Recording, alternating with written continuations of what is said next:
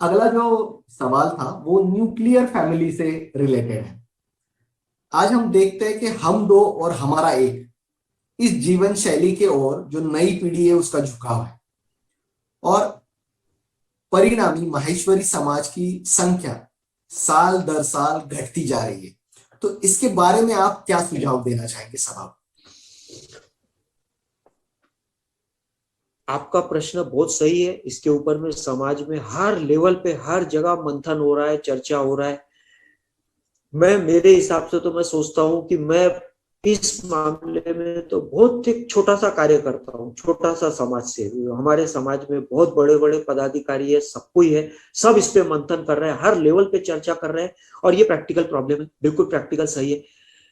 मैं फिर यही कहूंगा, घूम फिर के बात वहीं पे आती है। अगर हम इस समस्या का प्रैक्टिकल समाधान निकालना है और परमानेंट सॉल्यूशन निकालना है, तो हमको कहीं ना कहीं हमारी जड़ों को पोषित करना पड़ेगा, सींचना पड़ेगा। जड़ों को सींचना मतलब कहीं ना कहीं हमको एक पहल करनी पड़ेगी सामाजिक लेवल पे।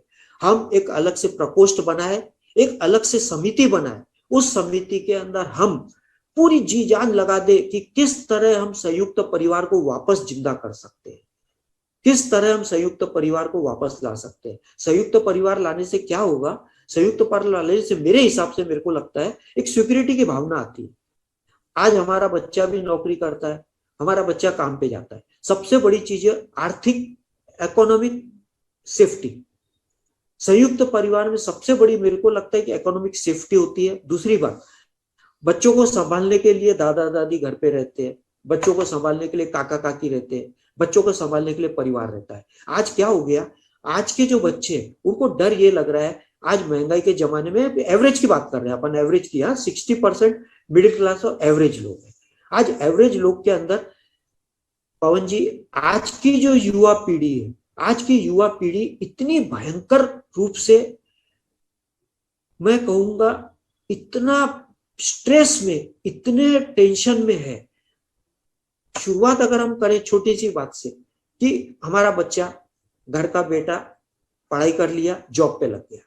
अब जॉब पे लगने के बाद में आज उसको अगर दूसरे शहर में जॉब पे जाना है, वो जैसे ऑफिस ज्वाइन करता है, सबसे पहले बैंक वाले उसको अप्रोच कर लेते। बैंक वाले अप्रोच करके बैंक वाले उसको किसी तरह सिखा पढ़ा देते, घर का लोन ले लो। घर का लोन ले लिया उसने, फिर बाद में गाड़ी का लोन ले लिया, फिर घर का सामान ले लिया, दूसरा घर बसा लिया। अब दूसरा घर बसाने के बाद में उसके दिमाग में हर महीने में सबसे बड़ा टेंशन ये है कि उसको वो सब किस्तें चुकाना है। साथ में महंगाई बढ़ गई। अब महंगाई महंगाई बढ़ गई तो सबको यही लगता है कि मैं एक बच्चे को ही संभालू, तो दूसरे बच्चे की तो सोच भी नहीं सकता हूं। जी। उसको, हमारे बच्चों को, एक मेरे हिसाब से संयुक्त परिवार अगर रहेगा तो उसको एक इकोनॉमिक सेफ्टी भी मिलेगी, उसको एक सहारा भी मिलेगा। मैं एक छोटी सी बात मेरी करता हूँ कि मम्मी बाबूजी जब तक थे, मम्मी बाबूजी जब तक थे, मन में एक लेवल पे रहता था। हम जब घर से निकलते थे, मम्मी बाबूजी के कमरे के तरफ देखते थे, मम्मी बाबूजी रहते थे, तो मन में एक रहता था कि घर में बड़े हैं, सिर पे हमारा आशीर्वाद है, सारा टेंशन निकल जाता था। आज की जो युवा पीढ़ी है, हमको उनका भी दर्द समझना पड़ेगा। चाहे बेटा हो, चाहे बेटी हो, चाहे बहू हो, हमको उनका भी दर्द समझना पड़ेगा। वो भी आज बहुत बड़े मेंटल ट्रॉमा से गुजर रहे हैं। अब उसके अंदर कहीं ना कहीं अगर संयुक्त परिवार वापस हो गया तो मुझे ऐसा लगता है कि ऑक्सीजन मिल जाएगी। वरना ये चीज का समाधान कैसे निकालना, ये बहुत बड़ा क्वेश्चन मार्क है। जी। जी बिल्कुल। आगे का जो सवाल है वो है कि बहुत बार हम देखते हैं कि जो घर में जो पति है उसका अपने पत्नी और माँ के विचारों के बीच में एक सैंडविच हो जाता है। तो ऐसे समय में, ऐसे परिस्थितियों में पति तालमेल कैसे बना के रखे और उसी के साथ रिश्तों को उचित न्याय भी कैसे दे? ये ये जी, ये आपका ये आपका मेरा और सभी यहाँ पे जो उपस्थित है सभी पुरुषों का ये ये सवाल है। ये थोड़ा ये इस पे भी विचार मंथन जरूरी है जी। ये सवाल आपका एक ऐसा सवाल है जो मेरे हिसाब से जी। उसका डायमेंशन और शायद क्वांटिटी बढ़ गई होगी। हो सकता है इसकी क्वांटिटी बढ़ गई होगी, परसेंटेज बढ़ गए होंगे, लेकिन ये सवाल पहले भी था। हाँ जी। ये सवाल पहले भी था, लेकिन पहले क्वांटिटी कम थी। अब क्या हुआ देखिए, फिर घूम फिर के मैं हर चीज में घूम फिर के वहीं पे आई हूँ, संयुक्त परिवार। देखिए क्या होता था, पहले घर में बहू बन के बेटी आती थी। जब बेटी आती थी तो चाहे बेटा हो चाहे बहू हो, उनके ऊपर में परिवार का एक अंकुश रहता था, उनके सामने एक आदर्श रहता था। पवन जी, सबसे बड़ी चीज है जो मैं बोलूंगा, आज के समय चाहे युवा हो चाहे बच्चे हो चाहे हम थे, किसी के उपदेश से कोई नहीं सुधरता। अगर उपदेश से सुधरते तो महाभारत ही नहीं होता। आज श्री कृष्ण भगवान जैसा उपदेश देने वाला कोई नहीं था, लेकिन महाभारत हुई। होता क्या है, हमको रियल लाइफ में आदर्श दिखाना पड़ता है। हम जो बोलते हैं वो जीवन हमको जीना पड़ता है। अब वो क्या होता था, पहले जब संयुक्त परिवार रहता था तो संयुक्त परिवार में बच्चों के ऊपर एक अंकुश रहता था, साइकोलॉजिकल प्रेशर रहता था। आपने जो पति पत्नी और सैंडविच की बात किया है, उसकी भी जड़ में कहीं ना कहीं देखिए क्या होता है, आज समय ऐसा आ गया, हर जगह अहम का टकराव हो रहा है।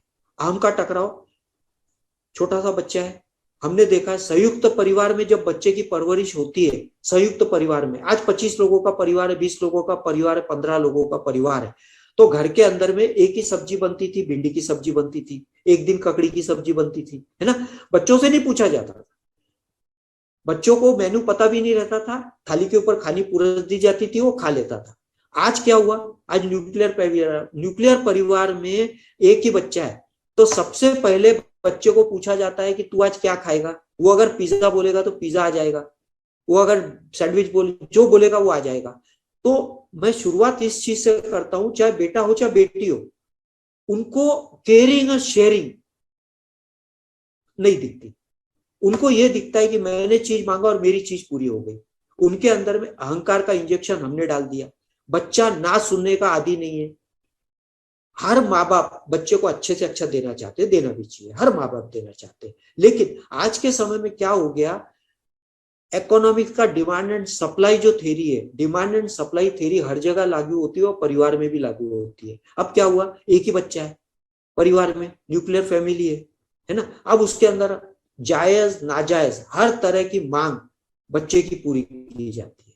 दूसरा, वही आदर्श की बात हुई, आज बड़े दुख के साथ कहता हूं मैं, हर जगह लागू नहीं होता, फिर मैं बोलता हूं अपवाद होता है।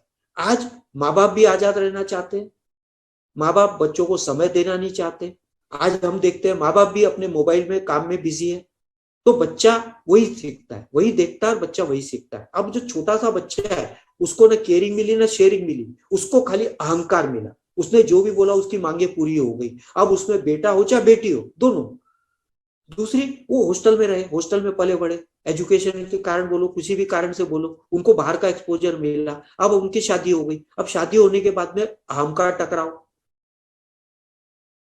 परिवार से अलग रहे, हॉस्टल में रहे, अहम का टकराव हुआ। अब इसके अंदर हम न बेटे की गलती निकाल सकते न बेटी की गलती निकाल सकते। मेरे हिसाब से सब जगह वही होता है, एक संतुलन जरूरी होता है। वो संतुलन संयुक्त परिवार में बन सकता है, माता पिता बना सकते हैं, सास ससुर बना सकते हैं, वो दायित्व हमारा है, वो मार्गदर्शन करना हमारा है। उसमें भी हम कहीं ना कहीं मेरे हिसाब से हम चुप रहे। अब मैं कितना समझा पा रहा हूं मैं समझ नहीं रहा, लेकिन मैं ये समझता हूं कि चाहे पति हो चाहे पत्नी हो, अपन जिसकी बात कर रहे हैं, दोनों समझदार है। कहीं ना कहीं कुछ गलतफहमी हो रही, कहीं ना कहीं टकराव हो रहा है, कहीं ना कहीं टकराव हो रहा है, वो सुनने को किसी की तैयार नहीं है। हम भी कहीं ना कहीं मार्गदर्शन देने में चूक रहे हैं, या हमको समय नहीं मिल रहा है, या हमको उतनी अहमियत नहीं मिल रही। अब इसको किसी भी रूप में समझ लीजिए। मैं यही बोलूंगा कि कहीं ना कहीं बैठ के हमको संतुलन बनाना जरूरी है, और बच्चों ने भी अपना ईगो छोड़ के अपने माँ बाप की, सास ससुर की सुने, तो हर तरह से प्रॉब्लम सॉल्व हो सकती है। प्रश्न बिल्कुल सही है, ये यक्ष प्रश्न है, सबके सामने है, हर परिवार में ये हो रहा है, हर घर में ये हो रहा है।